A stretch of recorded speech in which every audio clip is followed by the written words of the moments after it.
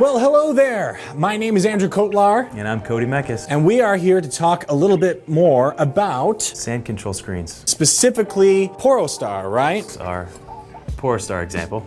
There's a lot of volatility in sand control systems. There is, And obviously wire mesh, all that sort of stuff is a very, very strong material. So maybe you could just kind of go into why something like that might be necessary. Yeah, so in oil and gas wells, sand control is a very costly measure application that's needed. So formation sand and the gravel pack can invade the production well, especially the tubing. The screen itself can corrode, it can erode, or it can fail. So from this, you're gonna have plugging in the tubing, you're gonna have damaged equipment, you're gonna have lost production and expensive workovers. So this is why the sand control filter media is extremely vital in oil and gas production. Well, first off, what is POROSTAR? So POROSTAR is, at Haver & Boker, is our signature multi-layer mesh. Basically, we can manipulate the different layer structure, we can manipulate the material, we can manipulate how many layers we have specifically. So what POROSTAR is, it's a multi-layer laminate. It's sintered together. Each layer is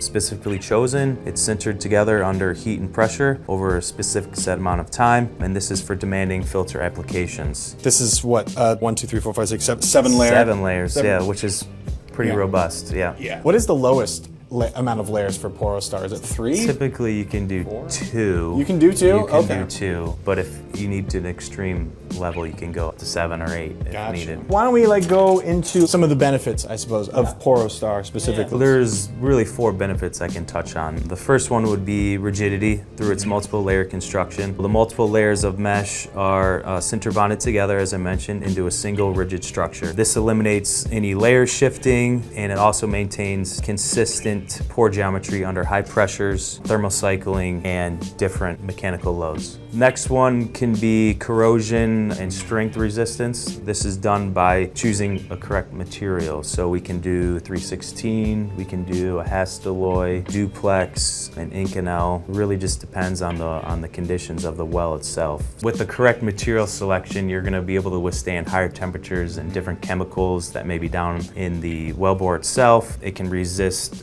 different abrasive particle flows. What's the third point? You have a stable and precise filtration media without any migration of the media itself. So the sintered structure locks in the filter layer itself, so you can have multiple different layers. You're gonna have a support layer, a drainage layer, a filter layer in the middle, and then followed by other support or drainage layers. So it's all sintered together into one laminated structure. The filter layer itself in the middle is not going to move.